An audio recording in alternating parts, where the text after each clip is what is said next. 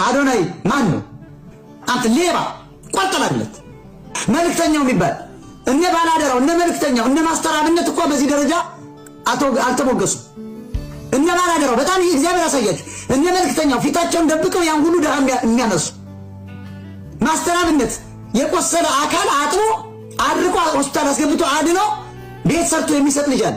ይሄንን ግን የደቡብ ልጅ ስለሆነ ምርጥ ኢትዮጵያዊ ስለሆነ ወገን የለውማ። ማስተር አብነት ምን ወገን አለ? ስልጣን ያለው ወገን የለውም። የዘረፈ ወገን የለውማ።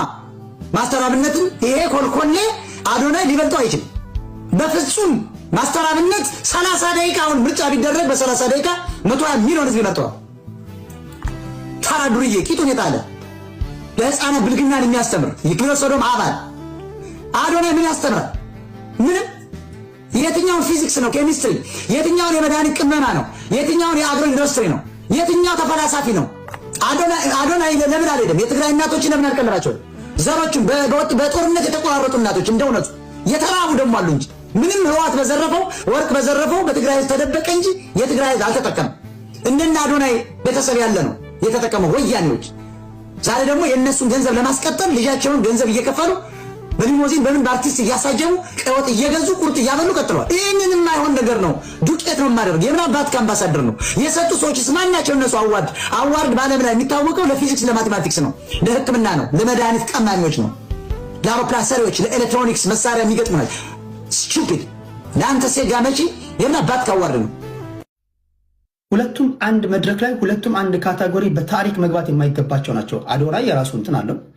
ከዩቲ ጋር ግን ፈጠራ ከሆነ ከግምት መግባት ያለበት ዩቲ ጋር ሊወዳደር የሚችል እዛ ካየዋቸው ከሊስቶች ውስጥ ኢትዮጵያ ውስጥ ካሉ ምናልባት ሌላ ሊሆን ይችላል። ምናልባት አይዶን ነው ስላላየው ሊሆን ይችላል እንጂ በፍጹም ሊወዳደሩ ይብላቸው። አያቸው አዘጋጆቹን ራሳቸው የሰጡትን መግለጫ ራሱ ልብ እንዳይሉ ነው ያደረገው ህዝብ። አሁን ግርግሩ አቧራው በዩቲና በአዶናይ መካከል ሆነ። አቧራው በሁለቱ መካከል ሲሆን አዘጋጆቹ ሆልደን አይሰከል ወይም ሁለቱም ያገናኛቸዋል ብሎ እንኳን አልጠይቁም። እነሱ አቧራውን ነው ያዩት። አቧራውን አጨሱት። እች ልጅ ግን ዋጋ ከፈለች። ሌላኛው እች ልጅ ቲክቶክ የጀመረችው ሀገር ቤት ነው። ከሀገር ውጭ ያሉ ቲክቶከሮች እዚህ ውድድር ላይ አይሳተፉም ካላችሁ አዶናይ ወደ ሀገር ቤት ከገባ 1 ዓመት እንኳን አይሆነው።